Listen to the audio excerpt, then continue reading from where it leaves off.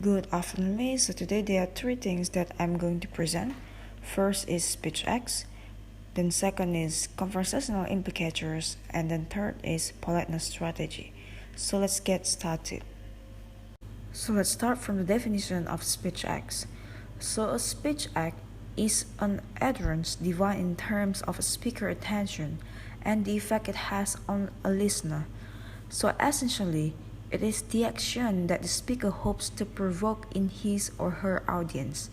That is why speech acts are an important part of communications. There are three components of utterance of speech acts.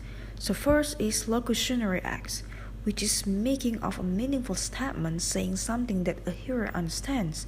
So for example, like, the black cat is stupid.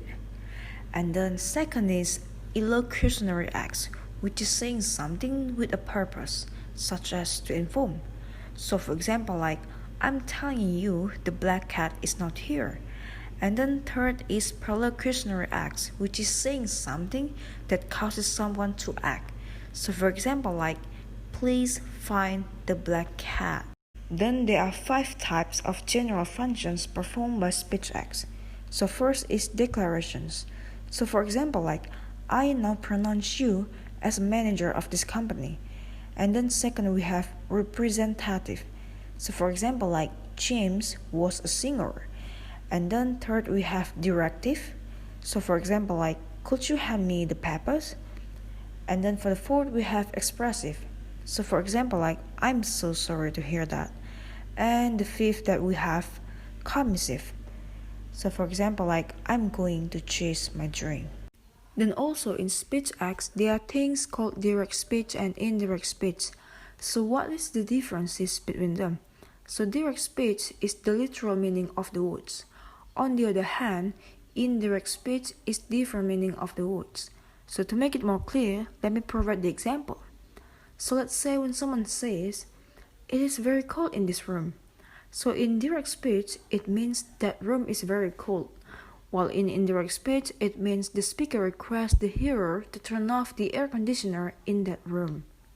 Then let's move to the second part, which is conversational implicators.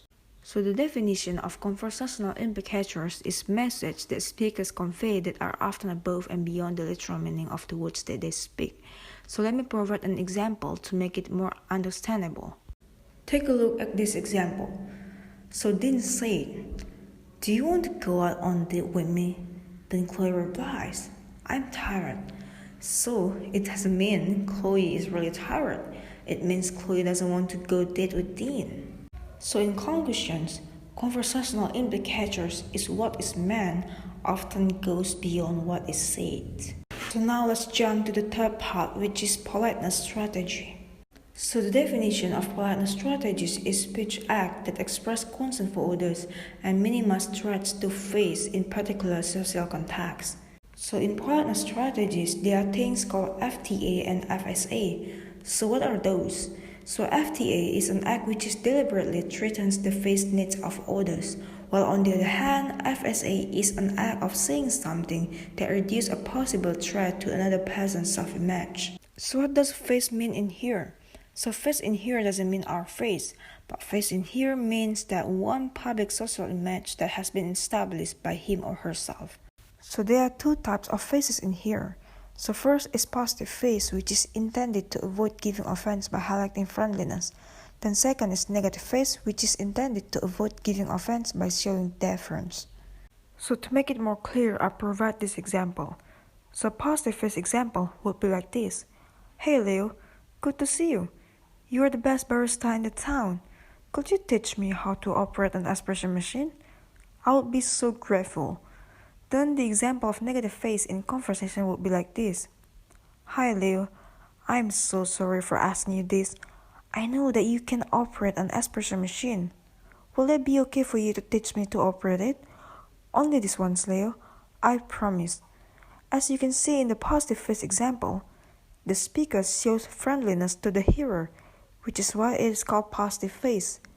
While on the other hand, in negative face example, the speaker shows deference to the hearer, so which is why it is called negative face. So that's all from me. Thank you for your attention, Miss.